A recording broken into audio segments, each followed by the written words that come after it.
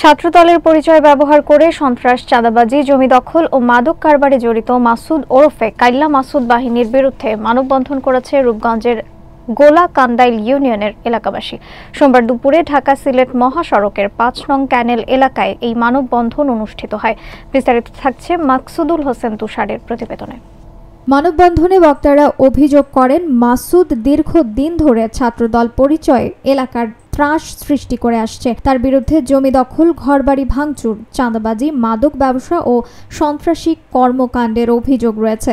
সম্প্রতি ৩ মে তার সন্ত্রাসী বাহিনী গোলাকান্দাইল ইউনিয়নের ৬ নং ওয়ার্ড নগেরবাগ এলাকায় দেশীয় অস্ত্র নিয়ে যুবদল নেতা অলি, শাহজালাল, শাওন সহ ৫টি বসত বাড়িতে হামলা চালায় এবং অলির বাড়িতে পরপর ৩ দিন হামলা করে হত্যার হুমকি দেয়। হামলাকারীরা এলাকাবাসীর দোকানপাট ভাঙচুর করে এবং চাঁদা দাবি করে।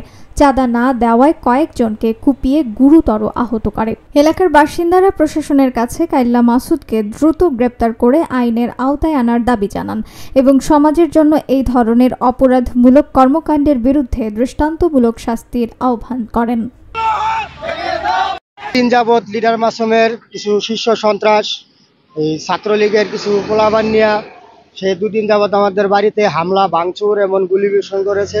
দিন ধরে না, সেই শুক্রবার হইতে তো এই পর্যন্ত কোনো ঘুম নাই চোখে। পুলারে হুদি মামলা দিয়া বয়ে রয়েছে। দোকান দিছে, আমার পুলার একটু বাঙ্গারি দোকান করে খায়, এই দোকানে সাদা চাই। আমার ঘরের যায় জিনিস ভাঙ্গা চুরিয়া, তারপরে আমার গলা থেকে চেইন নিয়ে গেছে, আমার ঘরের বালিশের নিচে টাকা ছিল, টাকা বাইর করিয়া নিয়ে গেছে।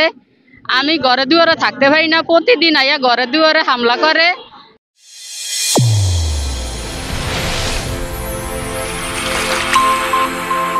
চ্যানেল A1 হৃদয়ের স্পন্দন।